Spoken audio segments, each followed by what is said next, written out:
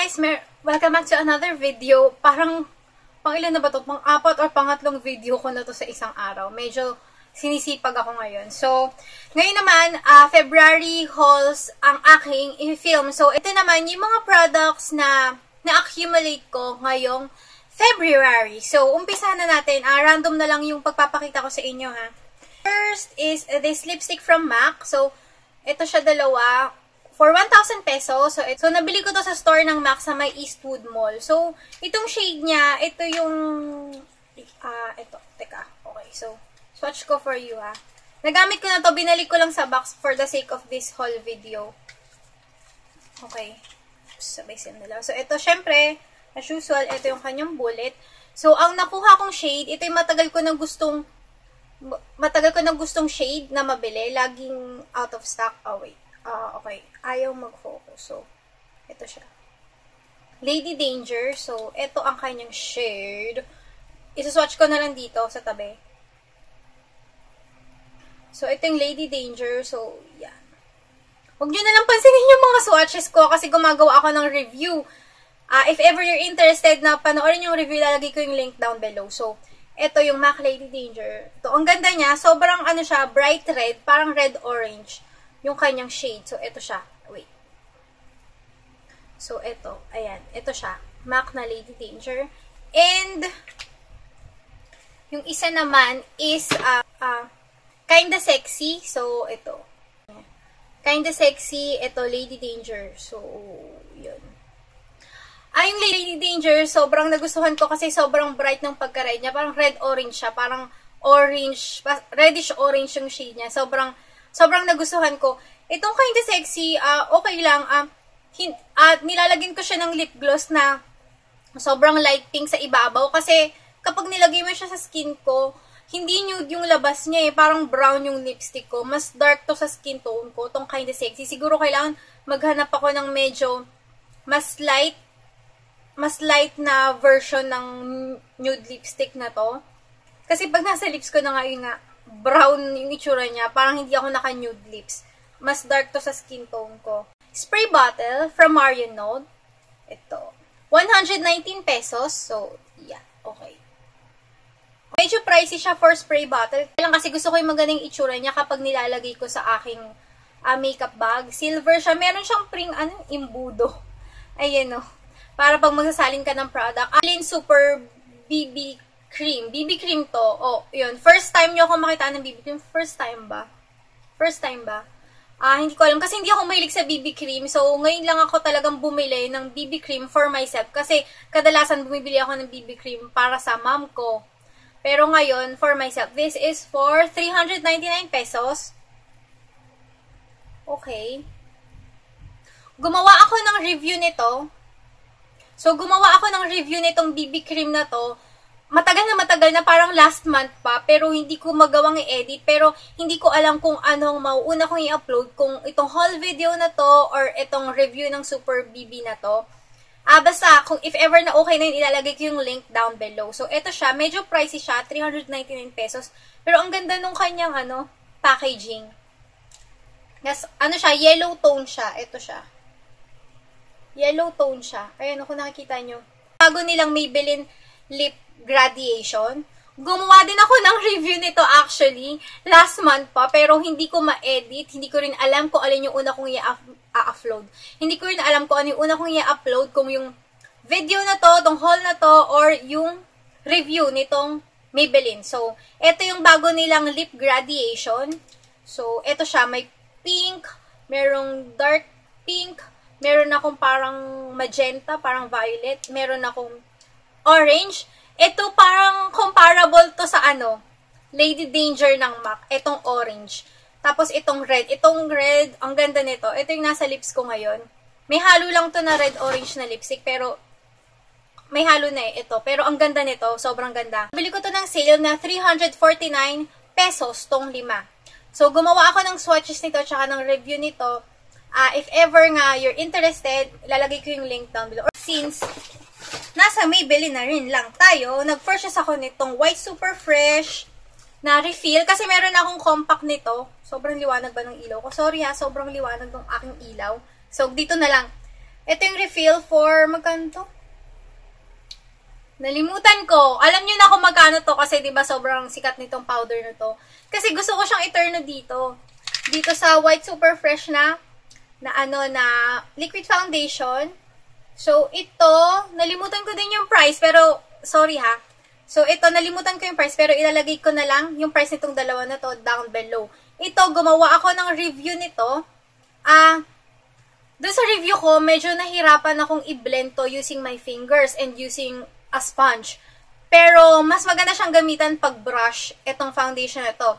Pero yung ayaw ko lang sa kanya, yung nga, sa sobrang bilis niyang mag-set, wala akong time para i-blend pa siya. Yun, tsaka, yun nga, meron siyang shaker, sobrang labnaw niya.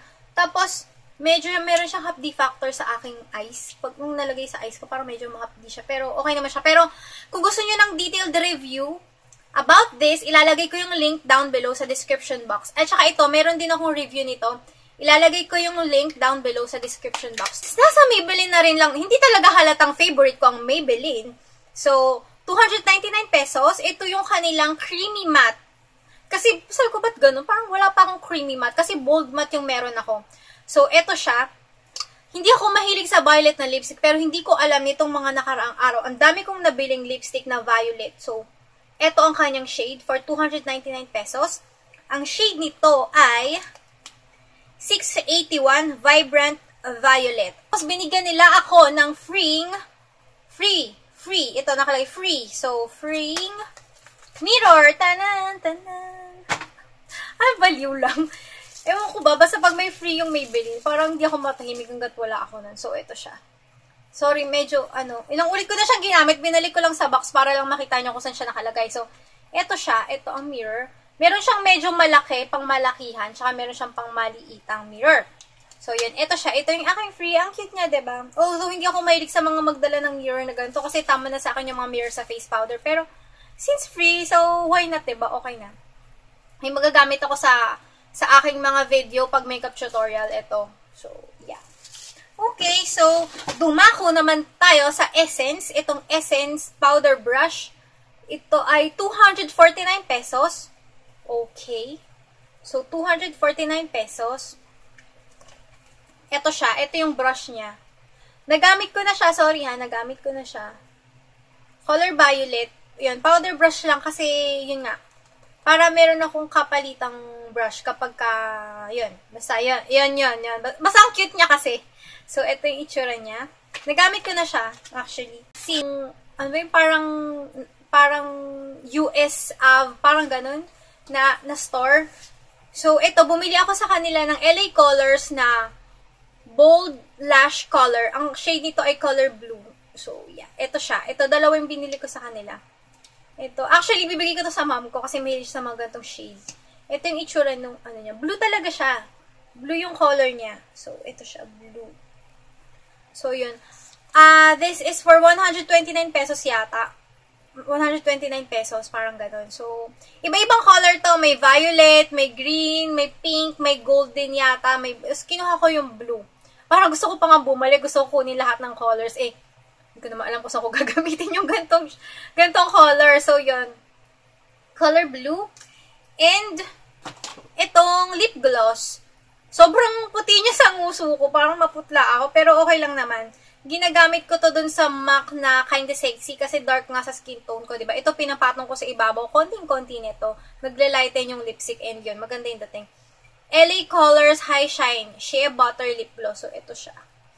99 ba to? 99 pesos yata. Ito yung swatch niya. Isa-swatch ko. Ooh, puro swatches na ako. Ito siya.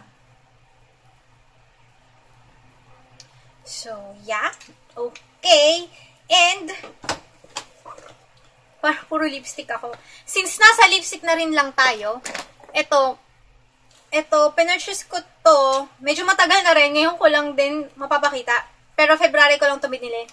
Itong Matte in Detail na lipstick. Sobra as in, ang ganda. Matte in Detail. Ito yung swatches niya. Ito yun.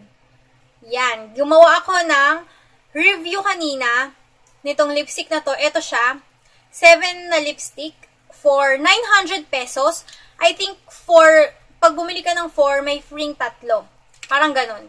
900 pesos sa Cosmetics Unlimited. If ever you're interested, ilalagay ko din yung link ng website and Facebook page nila down below. So, ito siya. Nabili ko to doon. And, ano siya, kiss-proof siya. Ayan, diba? Hindi siya kumakalat. Tutorial, ito. So, yeah. Sa O-Shopping, bumili ako sa O-Shopping ng, ano ba yun? Ito. Ng roller slide. Ito siya. Okay, so ito siya. Pang-exercise. Kasi kung napansin nyo, parang tumataba ako. Sabi ko, siguro panahon na para mag-exercise ako. Ito siya. Meron siyang gulong sa ilalim. Ito. May gulong siya. Ayan, may gulong. Tapos, ito yung kanyang handle. Lalagay mo siya dito. Okay. Ano ba yun?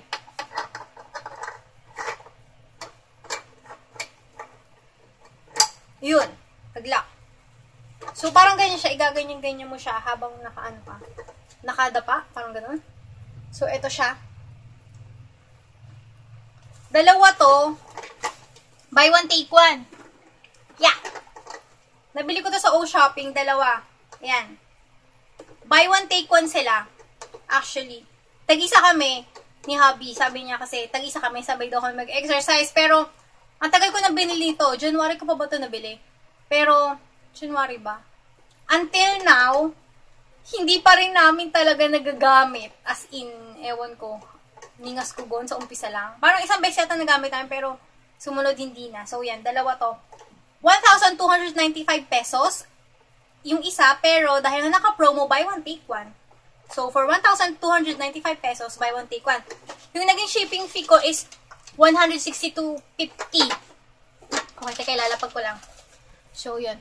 Yung shipping fee ko, 162.50. Yun. So, 1,295 plus 162.50. So, yun yung binayaran ko. Ito siya, meron pa siyang instruction kung paano siya gamitin. So, ito yan, oh. Ganyan, ganyan. And ito yung box niya. Ito yung box niya.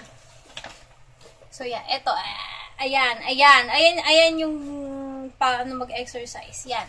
Yan yung box niya. So, yun.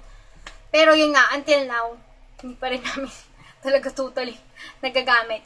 Nivea, magkano ba ito? 74 pesos or 80 plus? Di ko maalala. Nivea na cream. Gagawin ko kasi siyang hand cream. Ito siya, may bawas na siya.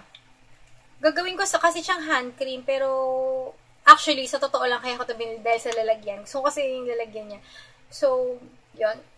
Sa grocery ko lang ito nabili.